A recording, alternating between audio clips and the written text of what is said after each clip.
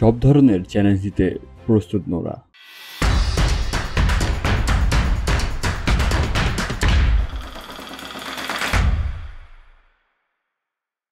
বলিউডের ড্যান্সার হিসেবে নিজের ক্যারিয়ার শুরু করেছিলেন নোরা ফাতেহি। নাচের সঙ্গে হাজার হাজার তরুণের হৃদয় জায়গা করে নিয়েছেন তিনি। তবে এবার ধীরে ধীরে অভিনেত্রী হিসেবেও নিজের পরিচয় গড়ে তুলছেন।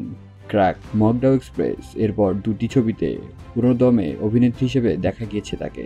সম্প্রতি এক সাক্ষাৎকারে নোরা নিজের কাজ নিয়ে খোলামেলা কথা বলেছেন। নাচ, গান, রিয়েলিটি শো, বিভিন্ন অনুষ্ঠানে চূড়ান্ত ব্যস্ততার মধ্যে দিন কাটাচ্ছেন নোরা। একসঙ্গে এত কিছু সামলাবেন কিভাবে? জানতে চাইলে নোরার অভিনেত্রী জবাব, আমি শুধু আমার কাজ করে যাই, কাজের কারণেই বেঁচে আছি। নিজের অভিনয় দক্ষতা বাড়াতে কাজ করছি, নিজের ভুল ত্রুটিগুলো ক্রমাগত শুধরে নিচ্ছি। কাল আমি যা ছিলাম আজ তা নেই। নোরা বলেন যে নিজের স্বপ্নকে বাস্তবায়িত করতে নানা সংঘর্ষের মধ্যে দিয়ে যেতে হয়েছে তাকে। তিনি বলেন, নাচ, অভিনয় তো আছেই, এছাড়া আমি নির্মাতা হিসেবেও কাজ করার স্বপ্ন দেখি। অনেকেই স্বপ্ন দেখেন, কিন্তু তারা সেটা পূরণ করার সুযোগ পায় না।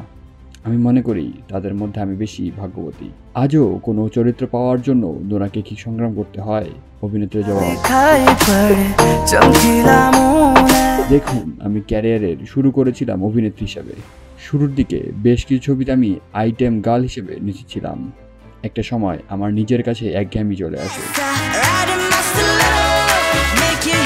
বরাবরই একই ধরনের চরিত্রে অভিনয় করা পছন্দ করি না আমি।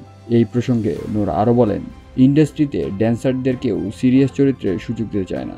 নির্মাতাদের মনে হয় এরা শুধু আইটেম ড্যান্সারই করতে পারে, আর কিছু নয়। আমি সবার এ ধরনের ধারণা বদলে দিতে চাই। আমি চাই নির্মাতারা বুঝুক যে আমি সব ধরনের চরিত্র নিজেকে মেলে ধরতে পারি। আমি যে কোনো চ্যালেঞ্জ নিতে প্রস্তুত। তো ভিডিওটি ভালো লেগে থাকলে অবশ্যই সাবস্ক্রাইব করতে ভুলবেন না। ধন্যবাদ।